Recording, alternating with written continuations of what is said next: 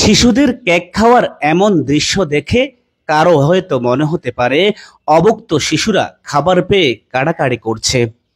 না, বিষয়টি মোটেই এমন নয়। মূলত এটি ছিল ফেনী জেলা প্রবাসী ফোরামের দ্বিতীয় বর্ষপূর্তি উদযাপন উপলক্ষে কেক কাটার আয়োজনের চমৎকার একটি দৃশ্য।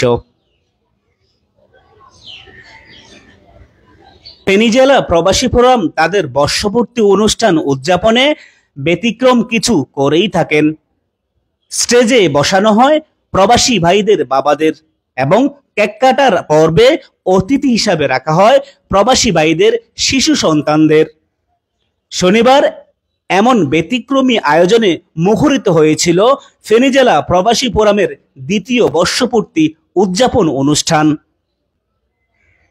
পুষ্পধারা প্রপার্টিজের স্পন্সরে ফেনীতে অনুষ্ঠিত প্রবাসীদের মিলন মেলায় প্রধান অতিথি হিসেবে উপস্থিত ছিলেন পুষ্পধারা প্রপার্টিজের ডেপুটি ডিরেক্টর কামরুল আলম মিল্কি। বিশেষ অতিথি হিসেবে উপস্থিত ছিলেন পুষ্পধারা প্রপার্টিজের জেনারেল ম্যানেজার আলী আহমদ।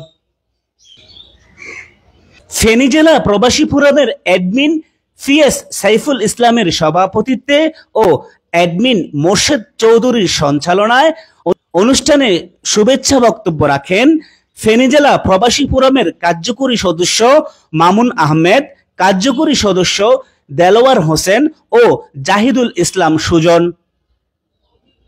এ সময় ফেনী জেলা প্রবাসী ফোরামের অ্যাডমিনদের মাঝে উপস্থিত ছিলেন রিয়াজ মাহমুদ, এনায়েতুল্লাহ, সাজু মির্জা, মোহাম্মদ রুমন, সোহাগ ভুঁইয়া, রাসেল ভুঁইয়া, এছাড়াও আমন্ত্রিত অতিথি সাকাওয়াত হোসেন ও মাসুদ মজুমদার সহ ফেনী জেলা প্রবাসী ফোরাম পরিবারের সদস্যবৃন্দ উপস্থিত ছিলেন।